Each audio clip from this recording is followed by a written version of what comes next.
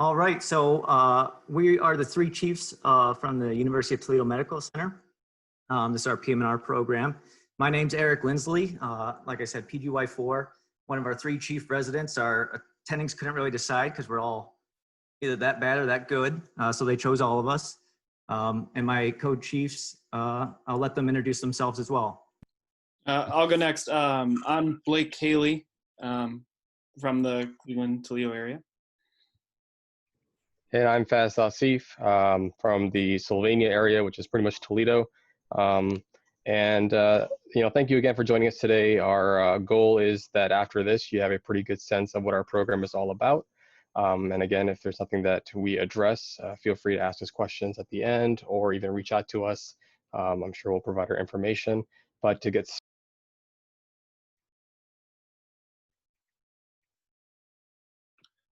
quick overview of our program, first graduating class was in 1986, so we've been around for some time. We are currently operating at 3 residents per class, so a total of 9 residents. We are an advanced program starting your PGY2 year, and I'll highlight that our faculty is comprised of a pretty diverse group with various specializations and interests ranging from brain injury and spinal cord to interventional pain.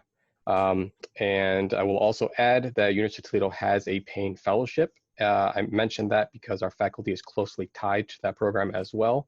So if that's something that you're interested in down the road, it's something to keep in mind when you're looking for programs is, do they have a pathway to that sort of fellowship? And again, I think one of the important takeaways also is the diversity of our faculty lending to a very well-rounded resident experience.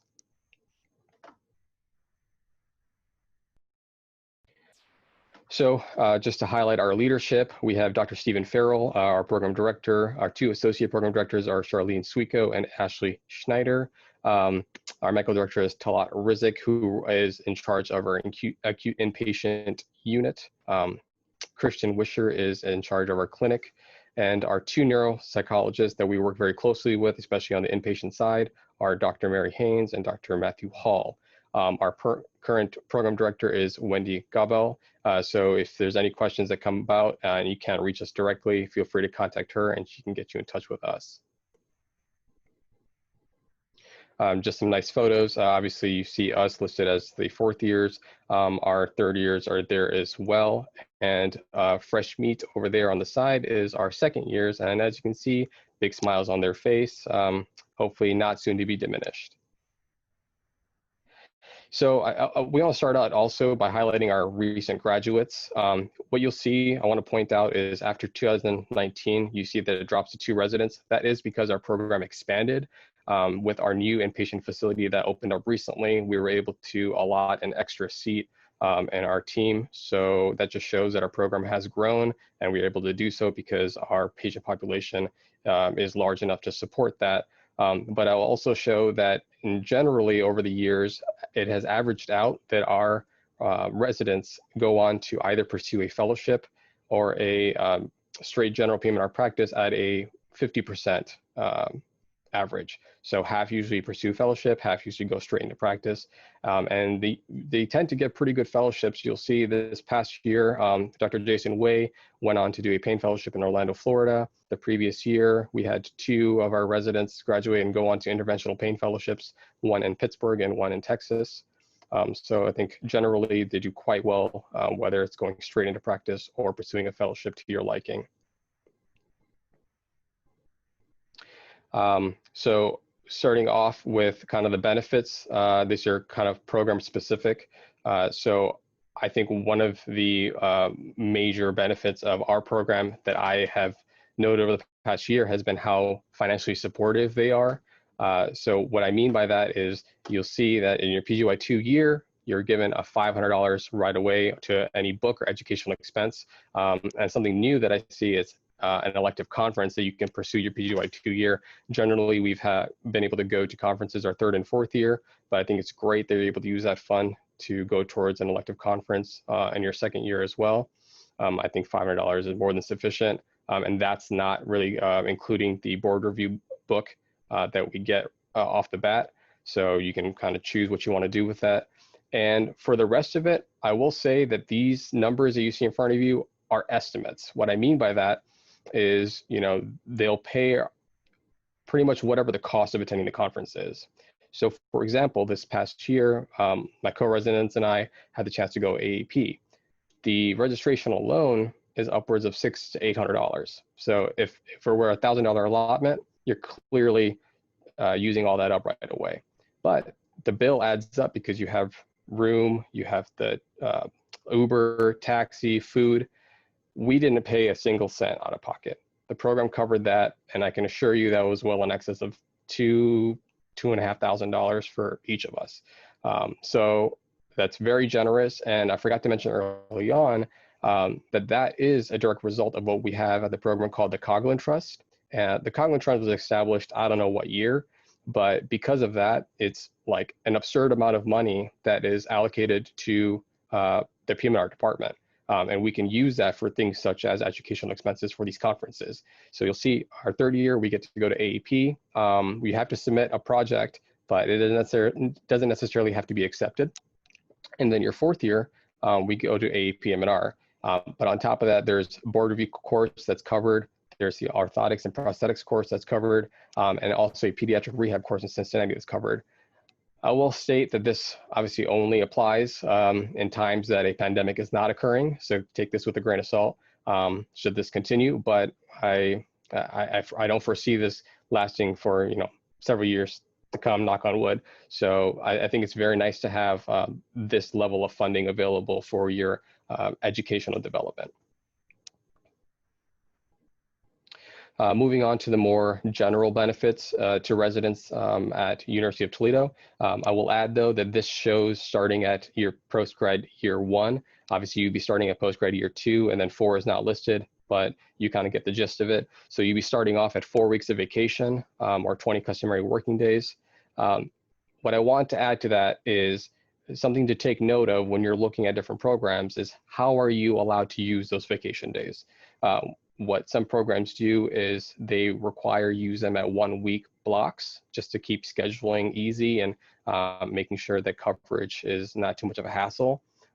I'll say that that's not how our program functions. You are allowed to use your vacation how you choose, whether it be a day on top of a weekend, so you have a 3-day weekend, or a couple of days here, a couple of days there.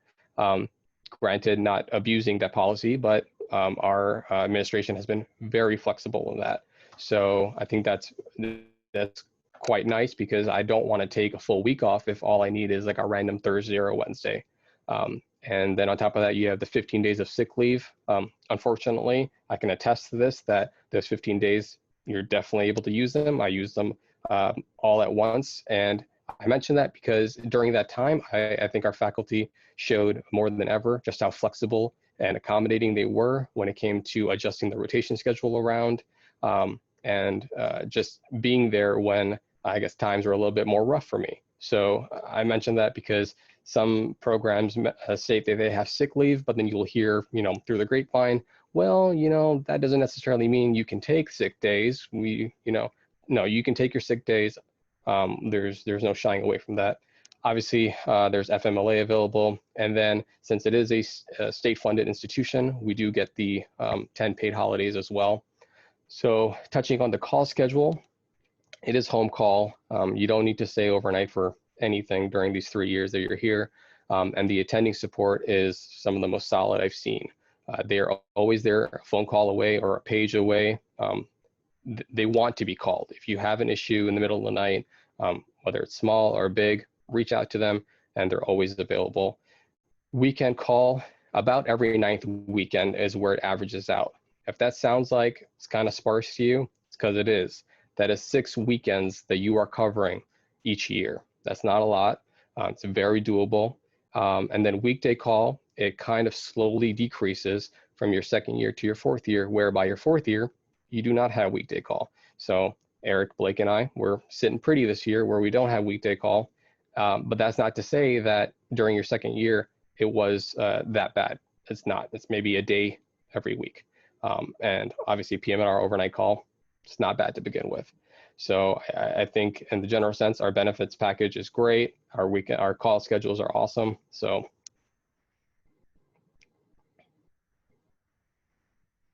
All right, I'm going to kind of step in here. So I'll start talking about didactics and education. One thing I was thinking as Faz was going through, we talked about how they cover board review course and everything. Even in this year, with not being able to go to Seattle where they've done before, they still got a week off for the kind of virtual board review. So didactics, education, all that's obviously very important to our faculty. Kind of going forth, we have protected time, and they're very serious about that. We're working in this standalone inpatient hospital, so sometimes our series are right there, and they can walk down to us and ask a question, but our faculty really resist that, and will make sure that we're kind of on our own for that, and they'll take any calls during that time. So we basically have didactics every day of the week. We have something educational. So Mondays are the more sparse ones. It's only once monthly, but it's things with therapy, or like Allergan will come in for some Botox training. We have various things like that. It's kind of different every time we have it. Some guest lecturers, stuff like that. Tuesday mornings from 7:30 to 9, it's resident led. It's just the 9 of us going through Cucarillo. So we go through the whole book, total of 2 times over the 3 years, but basically each 1 week a resident will have a certain section that they go over with however they want to go, and just kind of teach. Next on Wednesdays are kind of our more formal ones from 4 to 6. This is when we have our grand rounds and journal club, and other lectures by guests or by the attendings. And then I'm gonna skip to Friday because that's when we have review questions. So like Dr. Farrell this year is leading us through and trying to help prepare us for boards and everything. So he goes through questions and kind of drills that into you. Very relaxed atmosphere in general, of course, which I think we've already portrayed, but and then Thursday, the reason I skipped it is because we believe we have a very strong MSK series. We do a lot of ultrasound and injections, and pretty diverse stuff that we do. So we kind of go on 6-month cycle. So basically you'll get through each joint twice a year in 3 to 4 blocks. First week we'll do gross anatomy. That's a resident run, presentation. The next week we'll do pathology and physical exam that the attendings teach. And then if you see kind of that middle row, we're doing some ultrasound. We have to volunteer a joint, and then just kind of find the anatomy, find injection sites. But we get to do it, on a live person in a, kind of safe way. And then the last week we'll do some actual injections and procedures in the cadaver lab. And you can see our sim center there, which is a really nice, fairly new place that we try and take advantage of. And we'll also do like fluoroscopic, so we'll do some spine injection too in this. That's it for that one. So going over kind of our breakdown of schedules. So we get 12 months total of inpatient rehab. I think later I'll talk about where we go, but we have a standalone facility. Most of it is in that first 9 months, or that first year. We do 9 months, and then you'll see it kind of teeters out, and then we get more clinic focused towards the end. And with our clinics, we don't have like EMG specific months, but we have it built into our clinics. We have 4 of our attendings that do EMGs, enough. Last week I just got my 200th, so we have no problems reaching our numbers. And if you don't like EMGs, you can reach your numbers, but you don't have to be tortured by them, in my opinion. That's pretty much it. And we get electives both PGY 3 and PGY 4 years. And I know Eric and Faz were kind of examples of, they're interested in a certain fellowship. So we use that elective time to pursue that, and maybe get in there a little bit earlier to get to know, because we have a sports fellowship here and pain fellowship. so you get kind of early contact with that. So our training sites, I kind of mentioned earlier, inpatient is at the Rehab Hospital. Hey guys, this is your 5-minute warning. Okay. It's at the Rehab Hospital. It's a standalone hospital, but it's on UTMC campus. Our consults are both at the UTMC hospital as well as the ProMedica Toledo Hospital, which is very close, only 10 minutes. And then a majority of our clinics, like 90%, are at the UTMC campus as well. So it's all in kind of one little area. We also have the VA, which is basically a walk away, and then another campus we do maybe half a day a week. Again, very close. Everything's close together. So the Rehab Hospital that we work at, standalone facility owned by Ernest. So it's we have stroke rehab certified, brain injury certified. It's a great atmosphere. You really get to know the nurses and the therapists and everyone very well. We really have a lot of fun, to say the least. Had a little prank war going with the therapist our PGY 2 year. And just, you know, it's good work and good times too.